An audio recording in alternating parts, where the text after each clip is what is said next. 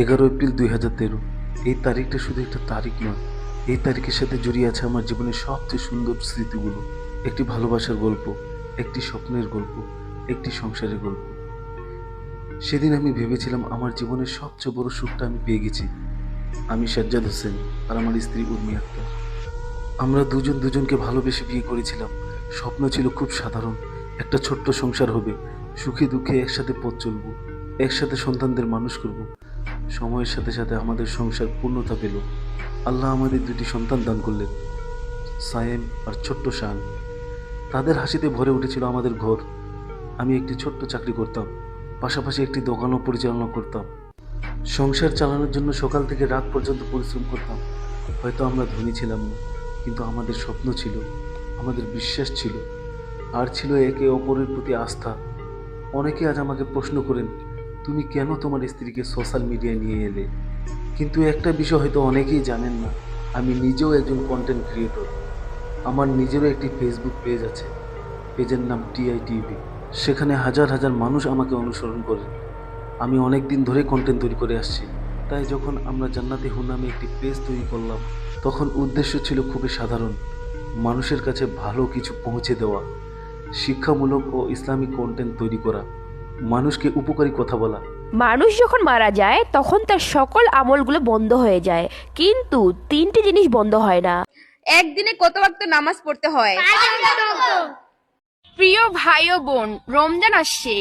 আপনারা যদি আমার কোনো কথায় মন খারাপ করে থাকেন বা কষ্ট পেয়ে থাকেন, তাহলে মন থেকে মাফ করে দিবেন। সেই পেজে কি অশ্লীলতা ছিল? না। সেখানে কি নাচ গান ছিল? না। বরং পর্দার মধ্যে থেকে ইসলামিক ও শিক্ষামূলক বিষয় নিয়ে কাজ করা হতো। অনেক মানুষ সেই ভিডিওগুলো দেখতেন, অনেকেই বলতেন তারা উপকৃত হয়েছেন, অনেকেই দোয়া করতেন। তখন তো কেউ বলেনি এটা ভুল হচ্ছে, তখন তো কেউ বলেনি তুমি খারাপ কাজ করছো, বরং মানুষ উৎসাহ দিয়েছে, ভালোবাসা দিয়েছে।